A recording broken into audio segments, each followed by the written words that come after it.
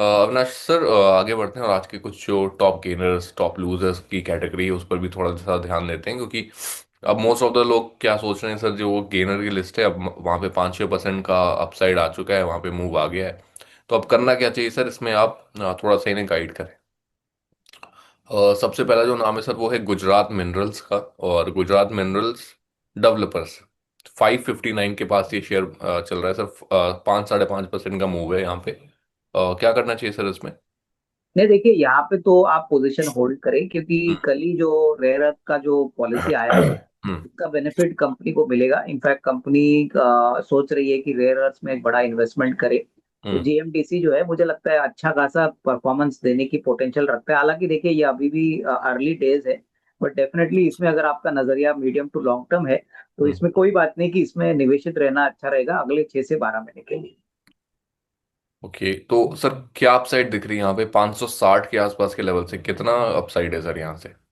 ये already 2 lakh stock तो भाग चुका है। देखिए ऐसे स्टॉक्स में आपका नजरिया अगर 12-15 महीना है तो आप 20% की अपसाइड लेके पकड़ के चलिए।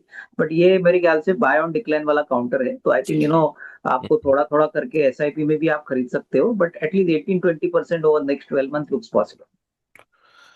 चलिए, और नेक्स्ट 6 अगर हम पिछले 6 महीनों की इसमें देखें सर, तो करीब 55-60% के आसपास के रिटर्न जो हैं वो बनते हुए नजर आए हैं इस काउंटर में। तो अभी भी मतलब 10-12% का जो है अपसाइड है बाकी यहाँ पे, राइट? नहीं, यहाँ पे है बिल्कुल, और बाजार का मूड अगर अच्छा रहेगा तो ये और भी बढ़ सकता है। हम्म। चलिए, एडवेंट होटल्स है सर यहाँ पे आज टॉप गेनर की लिस्ट में, और करीब 5-5.5% की तेजी यहाँ पर भी है। 252 पे ट्रेड कर रहा है, और लगातार अगर देखें तो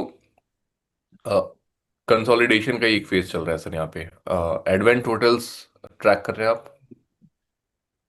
एक्चुअली अंकित, ये स्टॉक हम ट्रैक नहीं करते, तो I won't be able to give you a view. Alright sir, कोई नहीं। और भी कई सारे नाम है सर इसमें। टाटा टेली सर्विसेज है, आज के दिन पर 5-5.5% की तेजी है टाटा टेली सर्विसेज के अंदर, और लगातार गिरावट का ही दौर रहा है। पिछले 6 महीने में देखें 28% की गिरावट है। पिछले एक साल की अगर हम बात करें तो 30-35% की गिरावट वहां पर भी देखने को मिल रही है, और लगातार गिरावट ही है सर पिछले 3 सालों में। क्या लग रहा है सर यहाँ से? टाटा टेली सर्विसेज जो रिटेलर जो हैं यहाँ पे इन्वेस्टेड बने रहे हैं, कुछ इसमें खबर है या फिर निकलना चाहिए? नहीं, आई थिंक देखिए टाटा टेली सर्विसेज में कोई बड़ा अपसाइड आएगा ऐसा लगता नहीं है। देखिए अगर आपको टेलीकॉम में रहना है तो दिग्गजों के साथ ही रहिए, जैसे कि भारती एयरटेल है। उसके बाद रिलायंस जियो तो ऑफकोर्स सेपरेटली लिस्टेड नहीं है। हम्म। हमारा मानना है कि देखिए अगर आपको टेलीकॉम एंसिलरी से काम करना है तो इंडस टावर्स एक अच्छा विकल्प हो सकता है। बट सिर्फ टाटा टेली सर्विसेज में मुझे नहीं लगता है कोई बड़ी अपसाइड आएगी, क्योंकि नंबर्स इतने कंफर्टेबल नहीं है। आई थिंक अर्निंग्स की बात करें या प्रॉफिटेबिलिटी की बात करें तो I think it is better to stick with the bigger players, क्योंकि यहाँ पे स्केल ऑफ इकोनॉमीज है और obviously these are more profitable than Tata Tele. और चलिए, तो टेलीकॉम इंडस्ट्री में दो ही मेजर प्लेयर्स हैं, उनके साथ ही जाने की सलाह। पहला जियो, और दूसरा भारती एयरटेल। तीसरा भी प्लेयर है वोडाफोन आइडिया, लेकिन परफॉर्मेंस सर वोडाफोन आइडिया को लेकर के कुछ आइडिया है यहाँ पे? आपको कुछ व्यू बन रहा है? हम्म। देखिए वोडाफोन एक ज्यादातर एक ट्रेडिंग स्टॉक बन चुका है। अगर हम्म। हर क्वार्टर में ये कंपनी 2-2.5 हजार करोड़ का लॉस करती है तो डेफिनेटली इसमें कोई डाउट नहीं कि इनके लिए दिक्कतें बढ़ेंगी, क्योंकि ऑलमोस्ट 65-70 हजार करोड़ का कर्जा है। लॉस मेकिंग होता है तो और भी दिक्कतें बढ़ती है, और प्लस इनके काफी कस्टमर्स अभी निकल रहे हैं। आई थिंक भारती एयरटेल और जियो ये दोनों इनके कस्टमर्स को भी श्रिंक कर रही है। तो हम्म। देखिए अगर नजरिया आपका एकदम शॉर्ट टर्म है और आपका स्पेकुलेटिव अप्रोच है तो इसमें आप पोजीशन ले सकते हो, बट हम्म। ये भी ऊपरी लेवल से काफी टूट चुका है। हम्म। तो जब तक नंबर्स इंप्रूव नहीं होते इसमें कोई कॉन्फिडेंस बैठेगा नहीं कि इसमें कितना पैसा बनेगा। चलिए, सर लूजर कैटेगरी भी है, उसकी बात कर लेते हैं, क्योंकि जो मोस्टली जो पैसा है जो लोगों का जो फंसा हुआ है, जहां से उन्हें निकलना है या फिर किसी तरीके से भी उसे रिकवर करना है, वो बहुत सारे लोग हैं यहाँ पर जो लूजर की कैटेगरी वाले जो काउंटर्स हैं वहां पर फंसे होंगे। इसमें सबसे पहला नाम जो है सर वो वर्लपूल का है, और वर्लपूल में आज के दिन पर लोअर सर्किट लगता हुआ दिखा। 11% तक क्रैश हुआ। अभी अगर देखें तो करीब 9-9.5% की यहाँ पर गिरावट है। वजह जो रही वो ये रही कि प्रमोटर ने 11.5% का स्टेक जो है वो ब्लॉक डील के जरिए ऑफलोड कर दिया है सर। वर्लपूल इंडिया सर इतनी अच्छी शानदार कंपनी, इसमें से प्रमोटर का 11% का अपना जो अपनी इक्विटी है उसको कहीं ना कहीं ऑफलोड करना। कैसे देख रहे हैं सर आप इसे?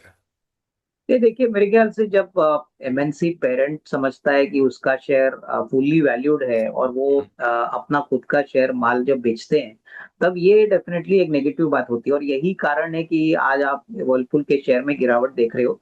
टिपिकली क्या होता है कि जब एमएनसी पेरेंट ही समझता है कि वैल्यूएशन एक्सपेंसिव है और वो एनकैश करना चाहते हैं, तो हम्म। ये बात मार्केट को अच्छी बिल्कुल लगेगी नहीं। ओवरऑल ड्यूरेबल स्पेस में तो वर्लपुल का काफी अच्छा शेयर है, प्रोडक्ट्स भी अच्छे हैं। लेकिन शेयर प्राइस की बात करें तो मुझे लगता है कि मार्केट को कंफर्ट इसलिए नहीं मिल रहा है क्योंकि पेरेंट खुद शेयर बेच रहे हैं। तो definitely I think that is the main reason कि मार्केट को लग रहा है कि शायद प्रमोटर यानी एमएनसी ये इंडिया में कंटिन्यू करेंगे नहीं करेंगे या उनका स्टेक बेचेंगे। ऐसी बहुत सारी बातें मार्केट में अभी रिपोर्ट्स आ रहे हैं। तो I think that is the reason, थोड़ी अनसर्टेनिटी है और उसी लिए आपको ये शेयर आज थोड़ा सा नीचे दिख रहे हैं। अविनाश सर, वर्लपूल इंडिया में अगर हम देखें, लाइक रिसेंटली तो कोई ऐसी अब मतलब तेजी यहाँ पर देखने को मिली नहीं। अगर हम एक हफ्ते में भी देखें तो गिरावट ही है। मतलब पिछले 3 साल में 29% का यहाँ पर फॉल है वर्लपूल में। प्रमोटर क्या सोच रहे हैं सर, क्या करना चाह रहे हैं इस पॉइंट पे? नहीं, जैसे मैंने कहा कि देखिए, जब प्रमोटर खुद का माल बेचते हैं और एमएनसी पेरेंट सोचता है कि वैल्यूएशन एक्सपेंसिव हो गए हैं तो वो निकल रहे हैं, तो ये डेफिनेटली एक नेगेटिव सरप्राइज है। जब हम्म। भी कोई भी प्रमोटर ये सोचता है कि उसका शेयर महंगा हो गया है या वो शेयर निकालते हैं, तो एक डिस्कम्फर्ट आता है कि जब प्रमोटर को अपनी कंपनी पे भरोसा नहीं है, तो फिर वो शेयर होल्डर्स का क्या ख्याल रखेगा। तो I think that is the main pain point. I think आप दूसरे एमएनसी को देखिए तो ये बिल्कुल उल्टा है। आई थिंक आप हिंदुस्तान लीवर देखिए या you look at other MNC companies, normally हमने कभी देखा नहीं कि एमएनसी पेरेंट अपने शेयर बाजार से बेचते हैं। तो I think this is the main reason the stock is down, क्योंकि people are fearing that possibly the parent may completely exit Indian operation और शायद वो कंपनी किसी को बेच भी सकते हैं। तो ये लेवल मेरे ख्याल से यही कारण है कि शेयर में कोई तेजी नहीं है despite the fact that it is a MNC. Alright, चलिए। अगली सर लूजर कैटेगरी में कुछ नाम और भी हैं यहाँ पर। सबसे पहला नाम वर्लपूल का था, दूसरा नाम जो है वो नैटको फार्मा का है। नैटको फार्मा 886 पर अभी ट्रेड कर रहा है, 4 साढ़े 4% की गिरावट है। और लगातार 6 महीने में कंसोलिडेशन का एक बहुत लंबा फेज रहा है। करीब 1-1.5% के आसपास के ही रिटर्न्स बनते हुए देखे। और 3 साल में भी देखें सर तो रिटर्न्स कुछ खास नहीं है, 57% के आसपास के रिटर्न्स बने।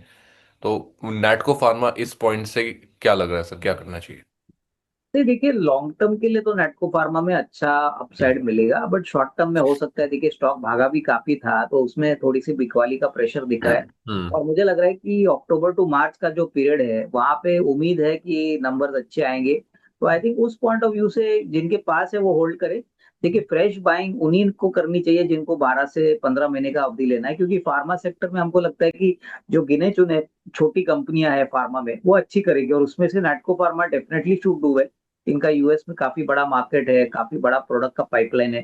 तो हम यही समझेंगे कि जिनको लंबी अवधि के लिए इन्वेस्टेड रहना है, this level definitely looks attractive but from a 12 to 15 month time. Alright sir. कुछ और काउंटर्स भी हैं सर यहाँ पे, उन पर भी आपका व्यू ले लेते हैं। इसमें अगला नाम जो है वो पेटीएम का है। पेटीएम को लेकर के एक खबर आई है कि जो उनकी सब्सिडरी है पेटीएम पेमेंट सर्विसेज, उनको आरबीआई का अप्रूवल मिल गया है to operate as an payment aggregator.